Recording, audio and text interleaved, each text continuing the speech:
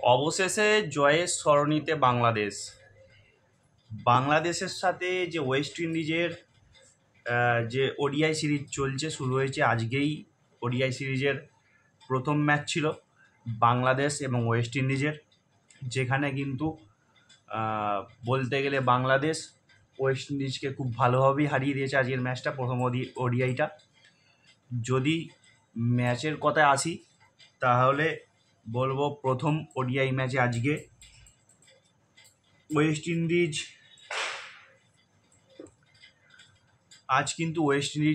টসে জিতেছিল। টসে জিতে বাংলাদেশকে ব্যাট করতে পাঠায়, যেখানে বাংলাদেশের মোটামুটি ব্যাটিং যেটা বলা যায়, আমি বরাবরই বলে এসেছি বাংলাদেশের ব্যাটিং কিন্তু খুব একটা ভালো হচ্ছে না। সেক্ষেত্রে আজকের ম্যাচেও কিন্তু ব্যাটিং খুব একটা ভালো হয়নি বাংলাদেশের। মোটামুটিভাবে যতটুকু ব্যাটিং করতে পেরেছে, উল্লেখযোগ্য স্কোর বলতে দুটো, সেটা হচ্ছে তাওহিদ হৃদয় কিন্তু করেছে 51 রান। একটাই মাত্র আজকের বাংলাদেশ এবং ওয়েস্ট ইন্ডিজ ম্যাচের একটি মাত্র 50, সেটা হচ্ছে হৃদয়ের। 51 রান করেছে 90 বলে।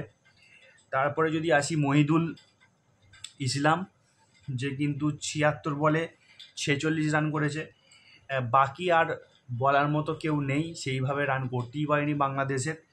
লাস্টের দিকে একটু চালিয়ে খেলে, সে হচ্ছে রিশাদ হোসেন কিন্তু লাস্টের দিকে একটু চালিয়ে খেলেছিল, যিনি 13 বলে করেছিল 26টি রান, মূল্যবান রান। মূলত এই তিনজনার রানের উপর ভর করে, যেখানে হৃদয়, মহিদুল ইসলাম এবং রিশাদ হোসেন, এই তিনজনের ব্যাটিংয়ের ভর করে কিন্তু বাংলাদেশ খুব ভালো বলবো না, তাহলে একটি সম্মানজনক স্কোর তৈরি করেছিল আজকে, যেটা কিন্তু 207 রান করেছিল বাংলাদেশ। 207 রানে কিন্তু অল আউট হয়ে যায়। ওয়েস্ট ইন্ডিজের হয়ে যদি ভালো বোলিং বলি তাহলে জেরিন সিলস কিন্তু 7 ওভারে 48 রান দিয়ে 3টি উইকেট নেয়। তাছাড়াও রস্টন চেস এবং জাস্টিন গ্রেভস, এই দুটি বোলার কিন্তু 2টি করে উইকেট নেয়, যার ফলে কিন্তু বাংলাদেশ 207 রানে অল আউট হয়ে যায়। অপরদিকে যদি দেখি ওয়েস্ট ইন্ডিজের ব্যাটিং, 208 রানের লক্ষ্যমাত্রা নিয়ে ওয়েস্ট ইন্ডিজ যখন ব্যাট করতে নামে, তখন কিন্তু ওয়েস্ট ইন্ডিজের ব্যাটসম্যানদের মধ্যে একমাত্র ব্রেন্ডন কিংই কিন্তু ওয়েস্ট ইন্ডিজের দিক থেকে বাংলাদেশের বোলারদের উপর লড়াইটা চালাতে পারে। বাকি কিন্তু ওয়েস্ট ইন্ডিজের কোনো ব্যাটসম্যান কিন্তু বাংলাদেশের বোলারের ওপর ভালোভাবে খেলতে পারেনি। সবসময় বাংলাদেশের বোলিংই চেপে বসেছিল ওয়েস্ট ইন্ডিজ ব্যাটিংয়ের উপর। তো 60 বলে 44 রান করে ব্রেন্ডন কিং, এটাই একমাত্র উল্লেখযোগ্য স্কোর। আর কিন্তু এই রানটাকেও ওয়েস্ট ইন্ডিজে কেউ চপকাতে পারেনি। ওয়েস্ট ইন্ডিজের ইনিংসে এটাই হচ্ছে সবথেকে হাইস্ট রান, সেটা হচ্ছে 44 রান। তো বাকি সব ওয়েস্ট ইন্ডিজের ব্যাটসম্যান সব ফ্লপ, সবাই কিন্তু কম রানে ফিরে যায় এবং ওয়েস্ট ইন্ডিজ মাত্র 133 রানে অল আউট হয়ে যায় এই ম্যাচে। মাত্র 133 রানে অল আউট হয়ে যায়, যেখানে কিন্তু বাংলাদেশ বোলারদের ভালো বোলিং, আমি কিন্তু বরাবর বলে এসেছি বাংলাদেশের কিন্তু ব্যাটিং অতটা ভালো নয়, কিন্তু বোলিং কিন্তু বাংলাদেশের খুবই ভালো। আজও সেটা কিন্তু প্রমাণ করলো।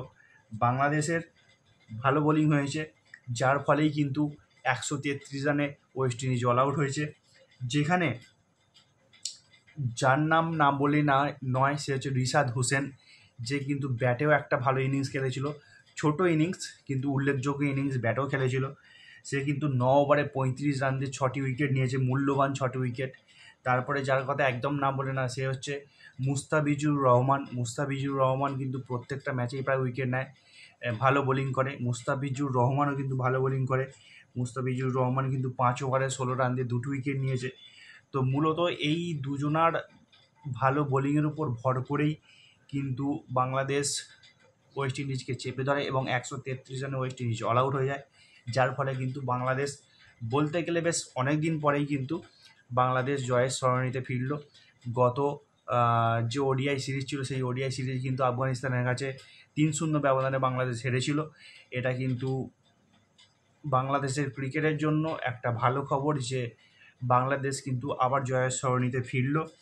তো ব্যাটে বলে দুর্দান্ত যে পারফরমেন্স হয়েছে সেটা হচ্ছে রিশাদ হোসেন কিন্তু 13 বলে 26টি মূল্যবান রান করেছিলেন এবং অপর দিক থেকে কিন্তু 9 ওভারে 35 রান দিয়ে 6টি উইকেট নিয়েছে, যার ফলে কিন্তু man of the match Bangladesh এবং ওয়েস্ট ইন্ডিজ যে ফার্স্ট ওডিআই ছিল, এই বাংলাদেশ এবং ওয়েস্ট ইন্ডিজের ফার্স্ট ওডিআইয়ের ম্যান অফ দ্য ম্যাচ কিন্তু রিশাদ হোসেন। তো এই ছিল আমার সংক্ষিপ্ত আজকের ভিডিও বাংলাদেশ এবং ওয়েস্ট ইন্ডিজের সম্পর্কে। তো আবার আসছি অন্য কোনো ভিডিও নিয়ে। যদি আমার ভিডিও আপনাদের ভালো লাগে তাহলে অবশ্যই আমার চ্যানেলটিকে সাবস্ক্রাইব করুন, লাইক করুন, কমেন্ট করতে কিন্তু ভুলবেন না, ভিডিওটিকে শেয়ার করুন। ততক্ষণ ফিরে আসি নেক্সট ভিডিও নিয়ে। ততক্ষণ সুস্থ থাকুন, ভালো থাকুন, বাই।